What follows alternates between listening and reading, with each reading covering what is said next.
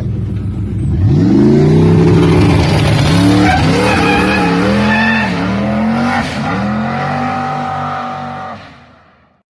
What's up, everybody? We took the car out the other night, made a hit on a bare surface, no rubber, no glue, no nothing, and lost the tire about 4/10 in, and I think it's hitting the limit on the travel on the front end at that point. So a couple things we can do, obviously add more travel.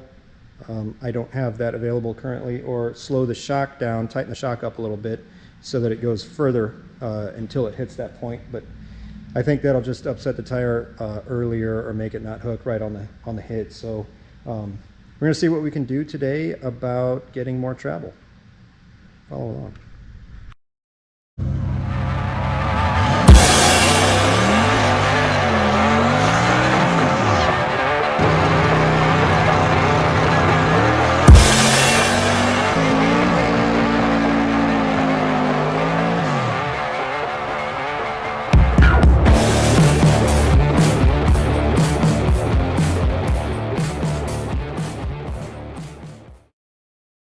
All right, guys, so trying to get more travel on the front end, more extension.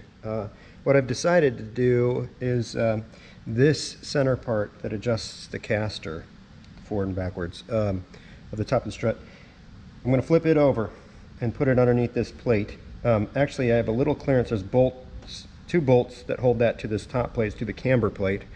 I've got about 1/8 of an inch of clearance between that bolt and the top of the strut tower here. So I can machine these little spacers. There's 3 spacers that go between the strut tower and this top plate.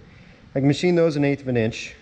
I've got a little bit of room actually on threads here, so I can machine this down a little bit and put a spacer on the other side and probably gain, you know, if I took 1/8 off of this, I got 1/8 here, that's another 1/4.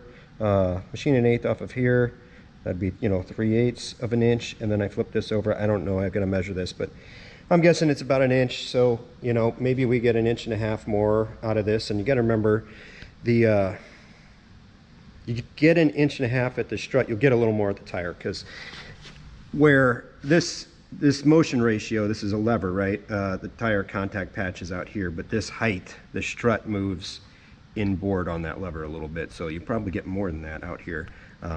I took a before measurement, and when I'm done here, we'll get an after measurement and see what we can pick up. See, I am running a drop spindle, 2-inch drop spindle. If I ran a stock spindle, I get 2 inches more travel on this deal, at the same ride height anyway. This allows me to run it a little bit lower, but mostly why I'm running this is the bump steer is like perfect with it. With a stock spindle or with a SN95 spindle, either way, the bump steer is not very good. Even with a bump steer kit, the bump steer kit gets extremely long.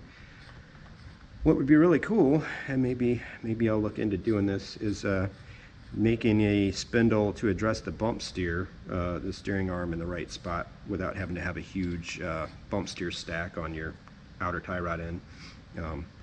That is a stock pin location. So let me take this all apart. I'm going to turn those spacers down in my lathe, and then come back and we'll see what we can figure out here. Okay, I got the caster camber plate off on the driver's side, and my idea was to flip this center piece over. I measured it, it's 830 thousandths. But as you can see, these bolts that run through it, they have them welded onto the plate. So I'm gonna have to pull that piece out and cut those welds off, clean it all up, because when I flip it over, I still want the bolt going the same direction as it was. The other thing, I machined this nut down 1/8 of an inch. So between the thread that I had sticking up above this plate, that was 1/8 of an inch, plus that is 1/8 of an inch, that gives me 1/4. That's a 1/4 more spacer that I can put on the top of the strut underneath this plate, giving me another 1/4 inch of travel, plus 830 thousandths here, and we'll see how much more I can gain. I got to machine those nuts. That's going to be or those spacers rather, that go underneath this. That'll be another 1/8 probably. So I'll do that and come back and see what our next roadblock is. So these are the 3 spacers that go between the strut tire and the plate. They go right here. As you can see, they're really thin wall, and they chew the crap out of the paint on the top of your strut tower. So what I decided, these are 625 height, so I'm going to go down to 1/2 inch. I've got some solid round aluminum stock. I'm just going to make my own with a wider wall, thicker wall, so that it doesn't hopefully chew into the paint so much, and I'll be happier about that. So let's go over and machine some parts.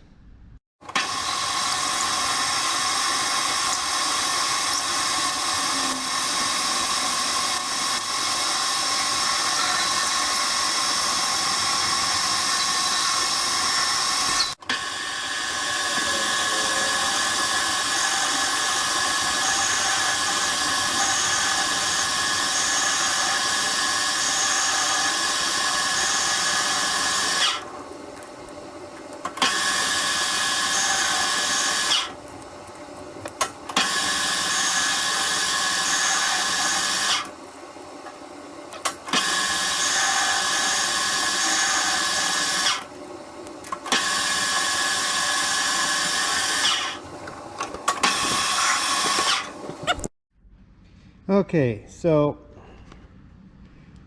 these are the 2 spacers that went on the shaft, the strut shaft, underneath the plate. Since I machined my new little parts, these are 1/8 inch shorter, and I took another 1/8 inch out of the nut that goes on here to give myself a little bit more room. I'm going to put a 1/4 inch additional spacing on this strut here.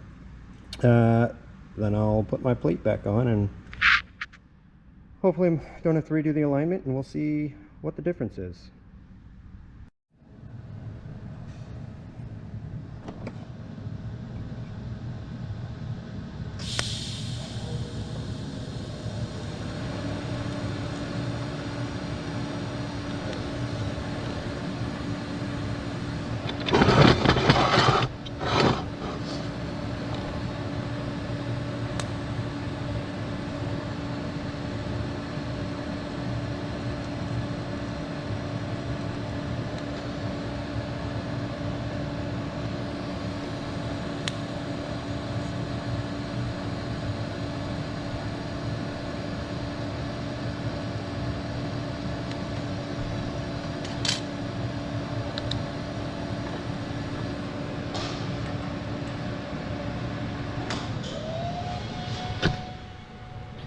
There we go. Got those flipped around to the other side. Cool.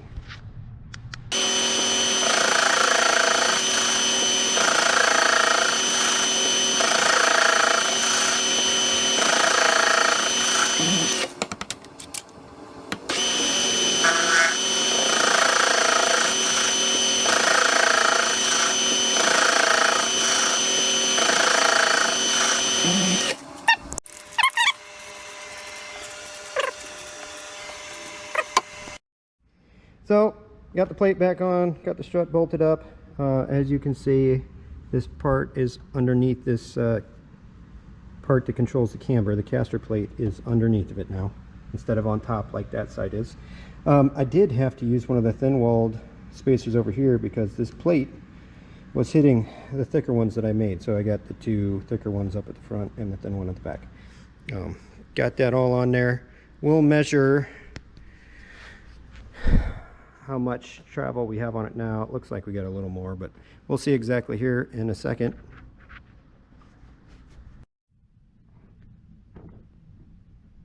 You happy? There's Hoosier. Happy he's got a bottle to chew on. That's all he needs, and he's good. Okay. Back to this guy. Gotta finish the other side. So let's go ahead and measure, and we'll compare it to the other side that I have not completed yet. One from the bottom of the rim to the fender. We had 25 and 13/16 of an inch. Let's go to the other side and see what we got there. All right, now measuring this one over here that we haven't done yet. We have 24 and 5/16. So what was that, 25 and 13? So we got an inch and a half. We gained an inch and a half of travel without too much of a pain in the butt. So get this side done, go out, test it out, see what it does. All right, so I just checked the camber. It's still good. We got it back where it was. That's good. Gained an inch and a half. Went from 4 inches of extension travel to 5.5. Can't wait to try it out. We'll have to load up a tune and try it later. See ya.